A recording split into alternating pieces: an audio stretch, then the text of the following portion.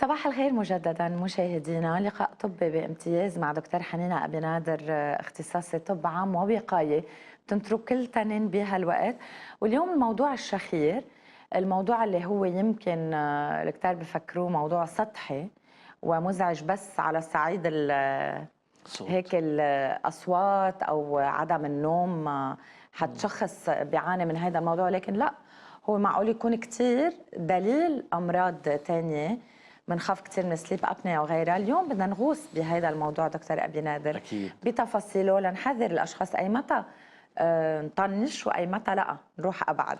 بداية ميرسي لحضرتك، مبروك لكل اللي فازوا، إن شاء الله بيشتغلوا موضوع البيئة، وتحية لرئيس الجمهورية.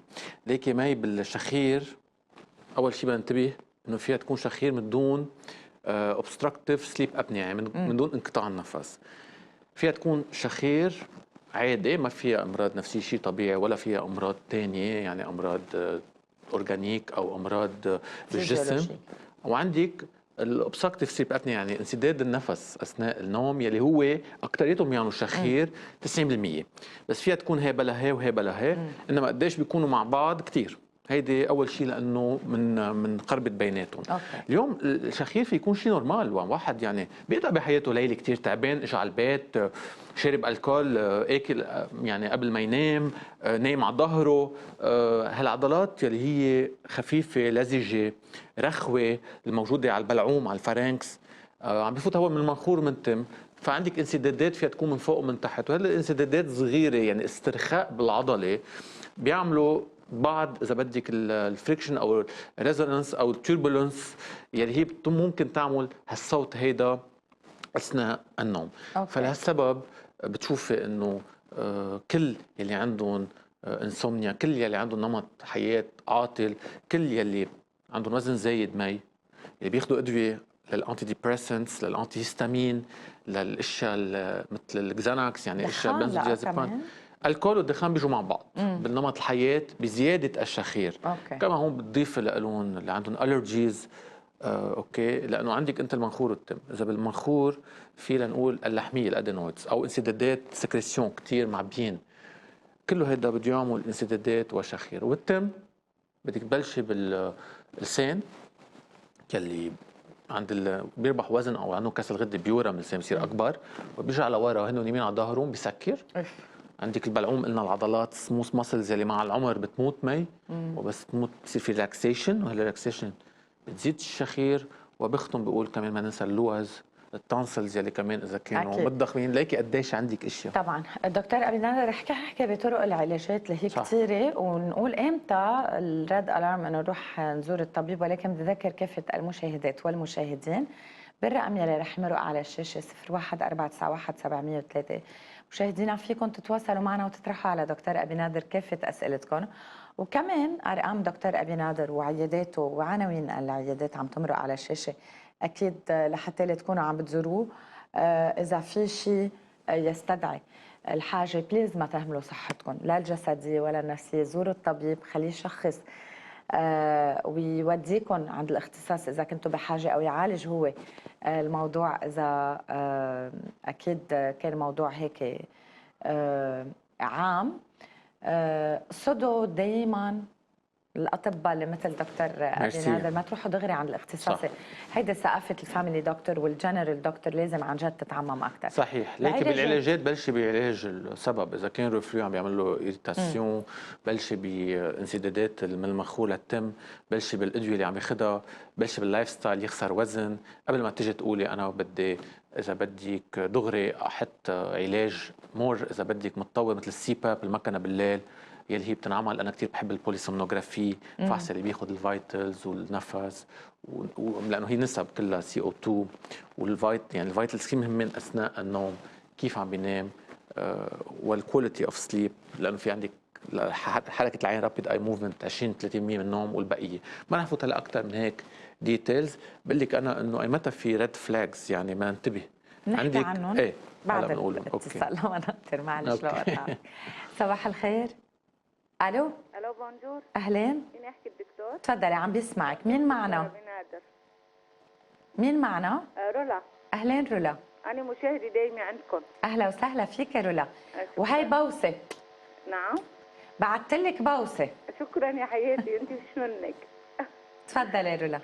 دكتورة بنادر بونجور. هاي.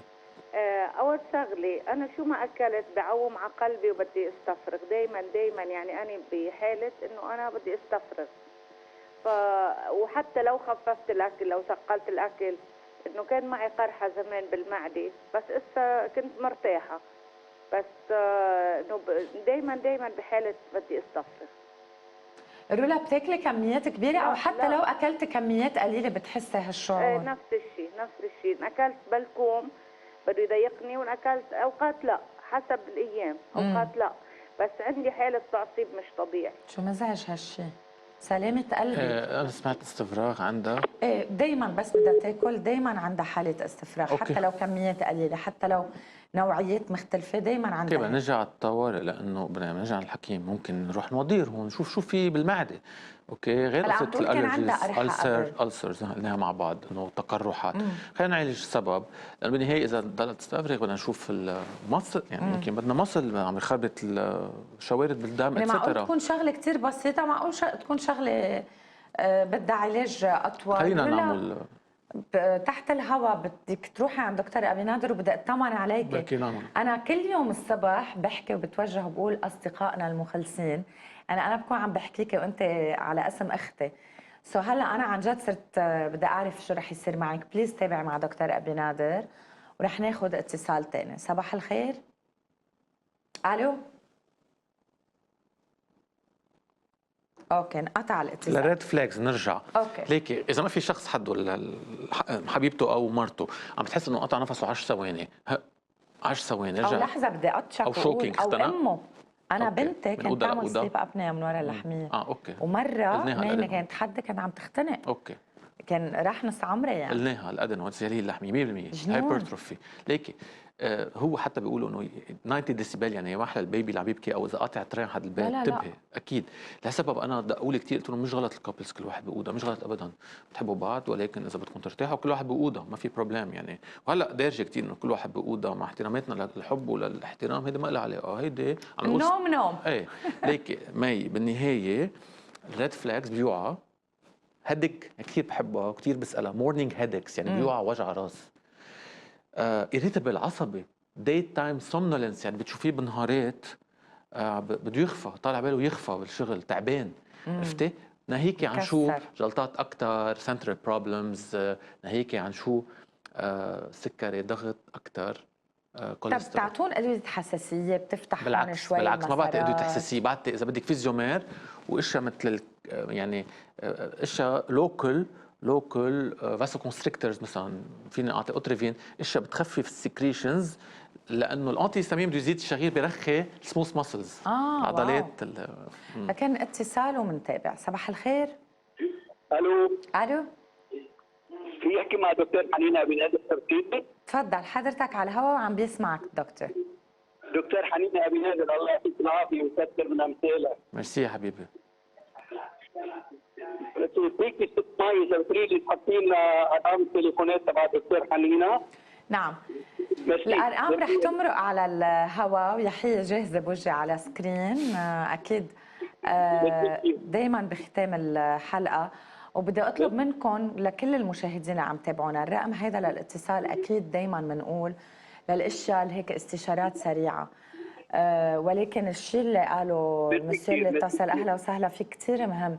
ضروري ناخذ رقم الحكيم، لانه ضروري نزور الحكيم، ما نطنش عن زيارة الحكيم لما يكون في أي شيء بيستدعي هذا الموضوع. وأكيد هلأ الأرقام عم فوق تمرق على البوليسومنوغرافي بتنعمل بالبيت وتغطى انشورنس، معلومه كثير مهمه، لانه بعرف انه ميرسي على الكونتاكتس. بالنهايه نحن بنحب نعطي كل شيء للباسيون، يعني اجى لعندك ما تبعتيه وتاخذيه وتجيبيه كذا مره، اوقات بيجي منطقه بعيده، كثير مهم التواصل معه على الواتساب لانه صار مريض عندي بالكلينيك، كثير مهمه اذا بدي اعمل الفحص عنا اياه بالكلينيك، يعني مش روحوا تعوا روحوا تعوا. كثير مهم الخدمه، بيحبوا انه الحكيم امن لهم كل شيء، مش انه روح عمول هي. طيب لا، عنا الاكيب العمل تبعنا بيروح بيعمل لك فحص النوم بالبيت، الانشورنس بتغطيه، اللبناني صار بيحب هيدي، تعطيه الباكج فول، ما تاخذيه وتجيبيه. بحب نذكر انه بس 10% بيجي انا ببعتهم على المختص يلي لازم يكون وبرجع بنسق معه للمختص وبيرجع بيحكيني وبيرجع لي الباسيون. يعني في اشياء كثير مهمه، لانه عاده كمان لما بتبعت على المختص بتشكروك انه بعتيهم عند حدا كوبراتيف نسق معك اتسترا. ما ننسى انه المختص بيروح على كذا ميله. يعني اليوم عندك مختص في يكون اي ان تي، والمختص في يكون البلمونولوجيست حكيم الرئه الدارس نوم. يعني يعني انا هون كمان بدي اعرف كيف له مره واحده وصح، مش له لا هيدا. هلا كمان ذكرت معلومه هون بدنا نزيد عامل هرموني اللي بخربط اللي عنده الانسولين والتستوستيرون والكورتيزول، هدول مي والجروث هرمون، هدول كمان بيعملوا شخير. يعني اتس اولسو ريليتد، مش بس سنترال بريفرال كوز او سنترال كوز اشياء ثانيه، يعني اشياء من الراس كمان لها علاقه بافرازات بالجسم. اوكي، اتصال كمان. صباح الخير. الو. بونجور. بونجور، مين معنا؟ معك زلفة. اهلين زلفة، تفضلي. بدي اتواصل مع الدكتور نادر. تفضلي دكتور حنينة أبي نادر عم بيسمعك. بس أنا عندي مشكلة بمعدتي. عندي مشكلة بمعدتي كثير، يعني إلها مزمنة بتضلها، يعني عندي إكتئاب شديد، ما بيمشي الحال لما آخذ دواء وهيك. شو الدواء اللي عم تاخديه؟ ما خليت دواء وما خليت أشفي. اوكي. ما بيسوى أبدا. كم سنة صار لك بتاخدي هول الأدوية؟ من زمان، هلا وقت بطنش بترك حالي. كل كم يوم بتفوتي على التواليت؟ إذا ما باخذ الدواء بتروح معي 10 أيام. واو. 8 أيام، يعني بتروح مدة طويلة. اوف، سلامة قلبك. يلا رح يجاوبك دكتور أبي نادر، وعن جد سلامة قلبك، يعني من أزعج الأشياء. ليكي هلا اذا بتحطي على اليوتيوب حنينة ابي نادر كونستيبيشن بيطلع مشكلة. الحلقه تبعنا حتى عاملينها هون بالاو تي في مش ونص. صح. انا راح اجاوبها ب 30 ثانيه، لانه اذا بدي اجاوبها فيني اجاوبها ب5 دقائق. مصران غليظ هو اكثر سبب، اللايف ستايل، الاكل اللي عم ناكله، كل هذا بيلعب دور، الغده، ما يكون مخربطين الكالسيوم، الملوحات، كله. من بعد ما نشيل كله اذا كانت فانكشنال فيرسز لا، انا بعمل النوادير، بعمل فحص خروج، وبالتالي اذا سؤال انه فيها تضل على الادويه مدى الحياه، يس نحن عندنا حالات خلص مدى الحياه ما بيأثر تضل على الادويه، بتخرج ممنوع تضل 10 ايام، واذا وصلت للحقنه حقنه، واذا وصلت للفليت انما بالطوارئ، لانه الحقنه ما مش حل بالبيت، كلهم هو اندر بس اوبشنز. الكلاوي والكبد شو بصير فيهم؟ يعني ليه مثلا ما نروح اكثر على تحميل الجليسرين؟ نعم. على الحقن ما بتنصح فيهم اكثر؟ نو، اوقات مجبورين حسب اذا ما مشي الحال على الادويه اللي عم تاخذهم، يمكن الفورلاكس او حقنه الجليسرين، غير الفليت انما بالطوارئ. لا، هي حسب ما عم تقول انه انا باخذ الشربه وبفوت، انا كل اللي عم بلاقيه انه ما بيأثر فينا مدى الحياه تضلنا هذا اللايف ستايل، لانه في اشخاص عندهم لانه هذا في ناس مثل ما قالت هي مزمنه. صح. مشاكل مزمنه للاسف مرات بدها، على كل حال بدي شخص السبب، يعني اهم شيء. اهم شيء نزور الطبيب. دكتور ابي نادر ارقامه عم تمرق على الشاشه، بليز مدام. انا بعرف انه كثير هين عن جد ناخذ دواء يساعد لنا هيك، وقت هي نساعد الانسان على بس السبب، كثير يعني احسن نقصد الطبيب، لانه يمكن بهيك شيء صغير في دواء، في ادويه بناخذها بتعمل، ما يتخيل أكيد. ادويه بناخذها بتعمل. صح. شكرا كثير لحضورك معنا، واهلا وسهلا فيك دكتور ابي نادر. اكيد لكل المشاهدين يلي عم بتابعونا، فاصل قصير وبتل عليكم زميلتي بلانش، خليكم معنا.